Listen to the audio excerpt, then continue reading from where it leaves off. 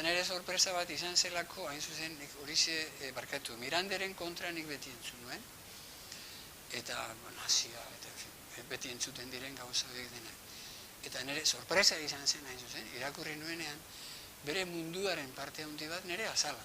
Hain zuzen, Nietzsche, Spengler eta linea hortatik datoren kritika guzti hori nik partekatzen nuela. Eta irudipen hartu nuen, hau ez diote ulertu. Hau, benetan, ari dira kondenatzen ezer ulertu gabe.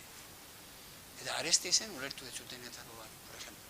Pederasta bat da, eta eskandalo bat montatuz. Orduan oso adizkidea edo nintzen Arestirekin, eta Aresti oso espontaneoa zen, bere sentimentuak eta adierazteko eta hori eta. Baina ez Arestik bakarrik, beste guztiek berdin. Eta orduan, nik ez nuen derrigor Mirande defenditu nahi esan nuen, aizue, baina etxerate ulertzen ari.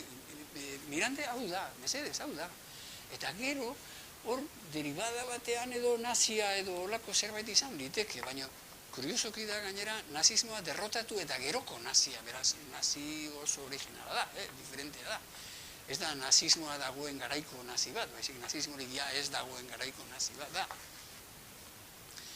Eta gainera, en fin, gauza bat izan litezke bere kabreoetako eta manifestazio naziak edo hori, ze bere pensamenduak zaila egiten du. Tipo hori, eta sensibilidade hori, benetan nazi bat izan zitekeela, egiazko nazi bat izan zitekeela, pentsatzea, zaila egiten du. Baina batez ere, da, niretzat izan zen deskubrimentu bat, ikustea, autore bat zegoela, benetan Nietzsche, Spengler, Schopenhauer linea hortan, ze euskeraz ez da egon, hori, Schopenhauerren linean, pesimismoaren eta dolorea, el mundo es dolor, eta hori bere saio bat da. Eta hortan egon dena da Altuve, bere azkeneko urteetan.